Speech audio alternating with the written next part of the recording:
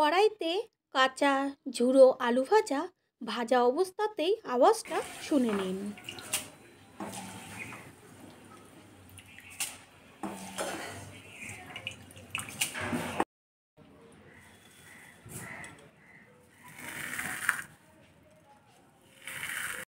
রোদে শুকিয়ে নেওয়ার ঝামেলার থেকে 5 মিনিটেই তৈরি করে ফেলুন ঝুড়ো ঝুড়ো বাজারের কেনা বা অনুষ্ঠান বাড়ির মতন আলু ভাজা।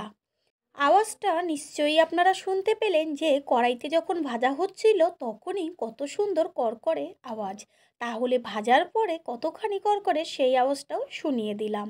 নমস্কার বন্ধুরা, শ্বশুর বৌমার রান্নাঘর অ্যান্ড ব্লগ চ্যানেলে সকলকে স্বাগত। তাহলে কি করে ঝুড়ো আলু ভাজা 5 মিনিটেই তৈরি করে ফেলবো দেখে নিন।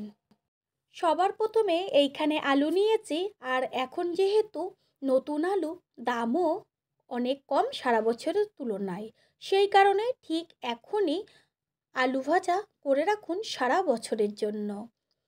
আলুগুলো ভালো করে জল দিয়ে ধুয়ে নেব, আর খোসা কিন্তু আমি একদমই ছাড়াবো না। আর একটা বড় পাত্রের মধ্যে নিয়েছি জল। এবার একটা গ্রেটারের সাহায্যে যে দুই পাশে যে হালকা লম্বা লম্বা করে যে ছিদ্রগুলো থাকে ওই বড়টার মধ্যে আলু গ্রেট করে নেব। আর ছোটোটার মধ্যে যদি গ্রেট করা হয় তাহলে কিন্তু একদমই ছোট ছোট হয়ে যাবে, সেটা দেখতেও ভালো লাগবে না আর খেতেও ভালো লাগবে না। ঠিক এইভাবে আলুগুলোকে গ্রেট করে নেব। প্রথমে একটা আলু গ্রেট করে নেওয়া হয়ে গেল, সেটাই দেখিয়ে দিচ্ছি যে কতটা সুন্দর হয়েছে, একদম কিন্তু পাতলা পাতলা।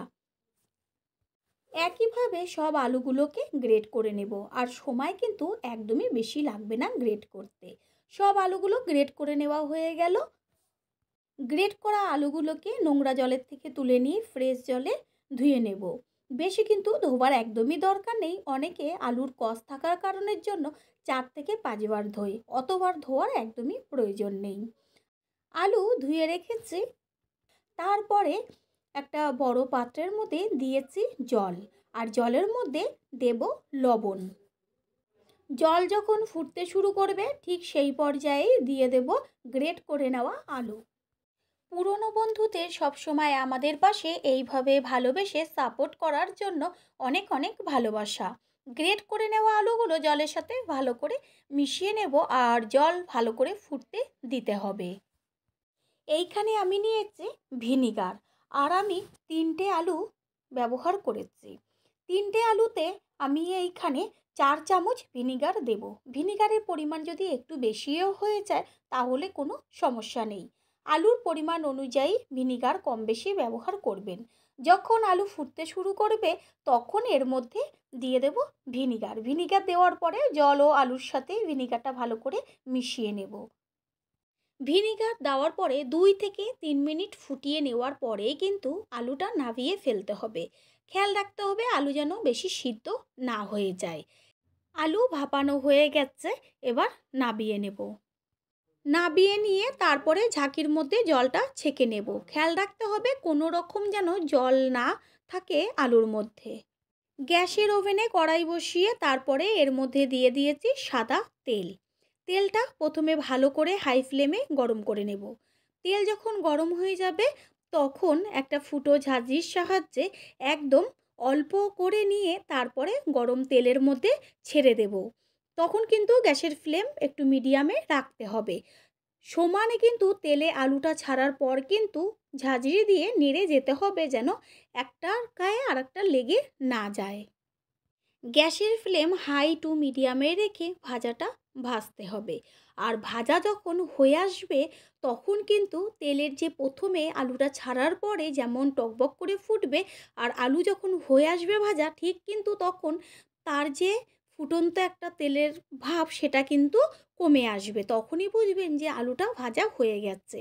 দেখাই যাচ্ছে এইখানে কিন্তু আলুটা ভাজা হয়ে গেছে, দেখে মনে হচ্ছে যে তেলটা যেন একদম ঠান্ডা হয়ে গেছে। ঠিক এই পর্যায়ে আলুটা নাবাতে হবে, বেশি লাল কিন্তু না হয়ে যায় সেদিকে খেয়াল রাখবেন। নতুন বন্ধুদের আমাদের চ্যানেল ভিজিট করার জন্য আন্তরিক শুভেচ্ছা। আমাদের রেসিপিগুলো যদি ভালো লেগে থাকে সাবস্ক্রাইব করে দেওয়ার অনুরোধ রইল, ও পাশে থাকা বেল আইকনে ক্লিক করলে পরবর্তী ভিডিওগুলো সবার আগে আপনাদের কাছে পৌঁছে যাবে। আলু ভাজা হয়ে গেছে, এবার তেল ছেঁকে আলুগুলোকে তুলে নেব। একইভাবে আরও যে আলু রয়েছে সেইগুলোকেও অল্প অল্প করে তেলে দিয়ে ভেজে নেব। খেয়াল রাখবেন একবারে কিন্তু কখনোই বেশি আলু দেবেন না, তাহলে কিন্তু ভাজাটা একদমই ভালো হবে না। গ্যাসের ফ্লেম হাই টু মিডিয়ামে রেখে কিন্তু আলুগুলোকে ভেজে নিচ্ছি। এই আলুগুলো ভাজা হয়ে গেল, এবার তেল ছেঁকে তুলে নেব। আলুগুলো যখন সব ভাজা হয়ে যাবে তারপর ওই তেলের মধ্যেই কিছুটা বাদাম আমি দিয়ে দেবো। এখানে কাঁচা বাদাম দিয়েছি। এবার গ্যাসের ফ্লেম মিডিয়ামে রেখে বাদামগুলোকে লাল লাল করে ভেজে নেব। বাদামগুলো ভেজে নেওয়া হয়ে গেল, এবার তেল ছেঁকে তুলে নেব। তারপরে গ্যাসের ফ্লেম লোতে রেখে কিছুটা পরিমাণ দিয়ে দেব কারি পাতা। কারি পাতা কিন্তু অবশ্যই ব্যবহার করবেন, টেস্ট কিন্তু হবে একদম অসাধারণ।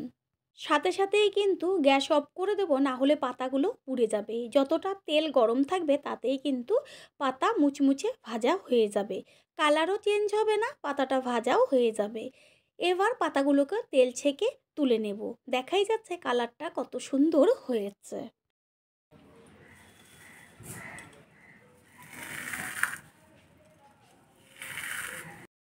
ঝুরো ঝুরো আলু ভাজা যে কতটা মুচমুচে হয়েছে সেটা তো আবার শোনাই গেল। তারপর ওপরে দিয়ে দেওয়া হলো ভেজে নেওয়া কারি পাতাগুলো আর ভেজে রাখা বাদাম।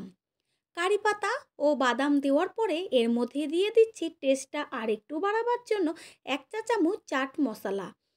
চাট মশলাটা অবশ্যই দিয়ে দেখবেন যে কতটা টেস্ট হয়। তারপর সব কিছু একসাথে মিশিয়ে নেব।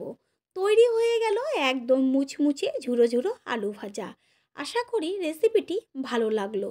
আর একদিনের জন্য হলেও ঠিক এইভাবে ট্রাই করে ভেজে খেয়ে দেখবেন, তারপরে সে কমেন্ট করে জানিয়ে যাবেন।